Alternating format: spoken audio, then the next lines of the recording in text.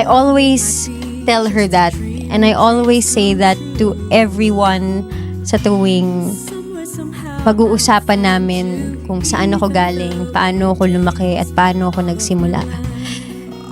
Palagi kong ipinangangalandakan na ang lola ko ang superhero ko. Dahil kung wala siya, malamang wala rin po ako sa harap ninyo ngayon.